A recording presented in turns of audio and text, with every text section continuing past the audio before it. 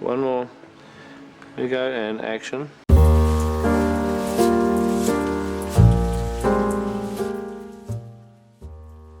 What was the last film you saw that was, in your opinion, bad? It might have been slow, average acting, or maybe just not your thing.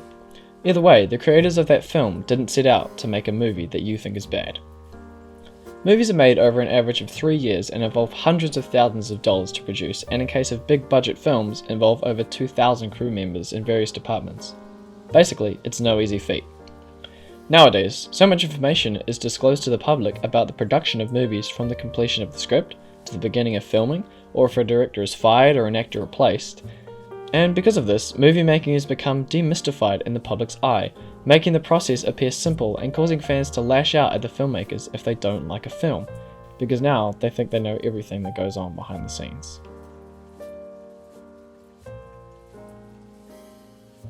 Thinking a film is bad is not a bad thing. Same with thinking something is good. We have different opinions and we should criticize, otherwise nothing would ever improve. But it is important to know what caused something to be bad before layering on criticism that may be unjustified. Let's explore the idea that nobody sets out with the intention of making a bad movie. First of all, what actually is a bad movie? This can get complicated, as there's several things that make a bad film. The most common is when the studio interferes with the production of a film, perhaps pressuring the creators into adding characters or events that weren't planned. Other reasons include a lack of planning or communication between departments, or maybe the wrong person is in charge. Either way, that's not how it's originally intended. Let's look at an example. Godzilla, King of the Monsters was released May last year to an average reception, being described as having weak writing for its human characters and what could have been a great film. I just thought it was too damn long. Though the film was generally considered meh, it was made for a budget of $170 million and earned $386.6 million at the box office, double the budget plus a little more. Though this may look like a success, it isn't that simple. Franchise films like Godzilla bring in bigger crowds to theatres, and movie theatres always get about 50% cut of the film's ticket sales.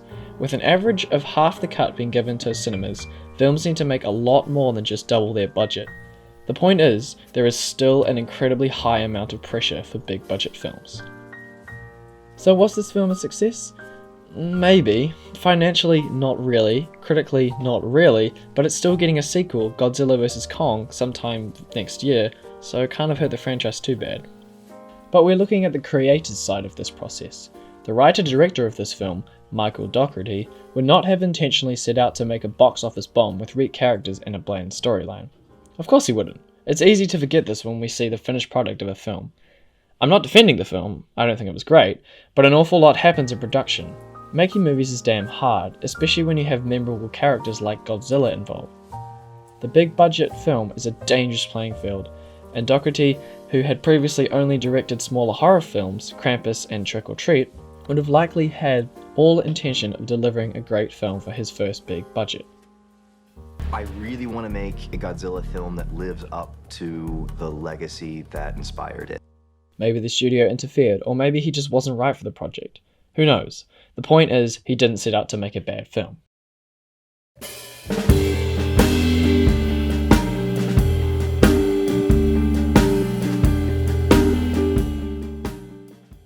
Spider-Man 3 is the third and final film in director Sam Raimi's Spider-Man trilogy from the early to late 2000s. Spider-Man 1 and 2 were both very well received, with the latter still being considered as the best Spider-Man film.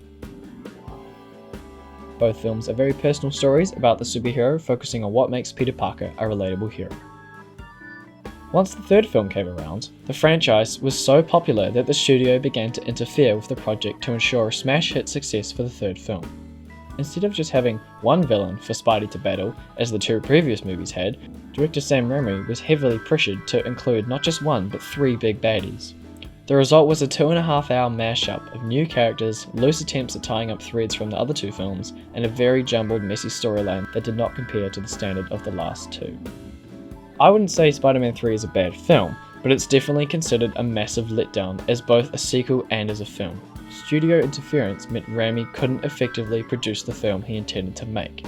However, if we consider this again from a studio perspective, Spider-Man 3 is actually the highest grossing of the 3 films. With a budget of $250 million, it made $895 million.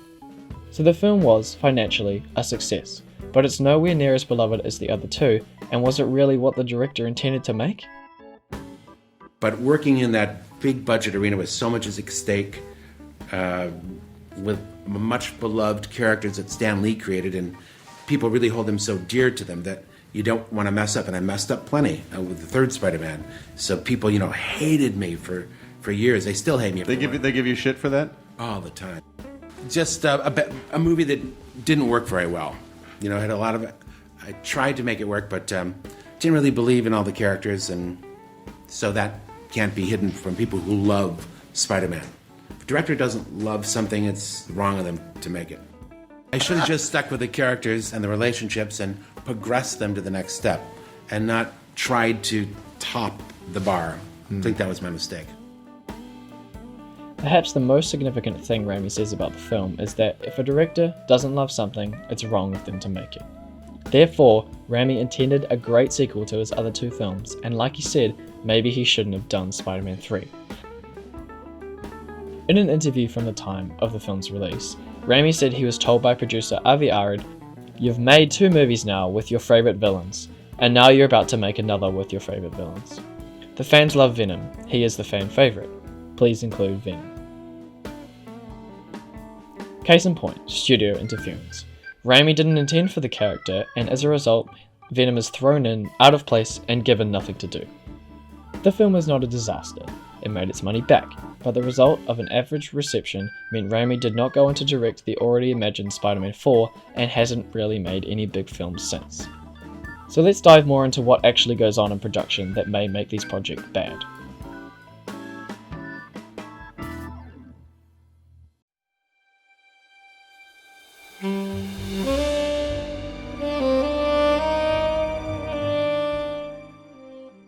Peter Jackson's Hobbit trilogy was released between 2012 and 2014 as a spin-off series from his Lord of the Rings films. The Hobbit films do not compare to the Oscar-winning Rings trilogy. The characters aren't as strong, there's plenty of unnecessary plot that is added, and a heavier dependence on CGI left the film feeling empty. This all stems from a very rocky pre-production period. Jackson was not set to direct the films. Originally, Hellboy director Guillermo del Toro would direct The Hobbit, but he left the project after talks of splitting the book into more than one film began. This did not bode well for the remainder of pre-production. We had a couple of years with Guillermo working up designs, working up concepts. And then because Guillermo del Toro had to leave and I sort of jumped in and took over, we didn't wind the clock back a year and a half and give me a year and a half prep to design the movie I was going to make, which was different to what he was doing.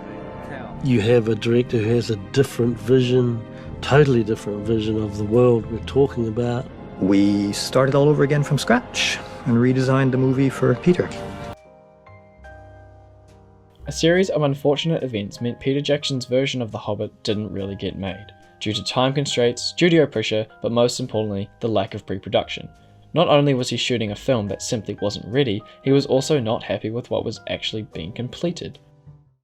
I spent so much of The Hobbit feeling like I was not on top of it, with the fact that I hadn't much prep and I was making it up as I went along. And even from a script point of view, Philip and Fran and I hadn't really got the entire scripts written all the way through to our satisfaction, so that was a very high pressure situation. A director spends an incredible amount of time on a film. If they are right for the job, they think about it all the time. They have hundreds of people relying on them and asking them questions. It's a very stressful experience putting all your heart into a project and putting it out there for the public to see. I know this fact all too well in my own filmmaking work. It's a very personal thing for most filmmakers, and not having your vision accepted is devastating. Bad films exist, and this isn't wrong, and it is wrong to criticize them. Of course we don't want to support something if it's no good, but it's important to know why it is the way it is. These artists more often than not put everything into their work. That's not to say do your research before every single film you watch and find out who made it and why it might have failed, but be aware, no one sets out to make a bad movie. That's the message to take away from this. To all creators, pour your heart out into your thing, commit to it, take risks, and stand by it. If anything is taken away from these examples, it doesn't matter the amount of money or what big names are involved. Anything can happen in the filmmaking process, no matter the situation. Commit, make mistakes, but keep going.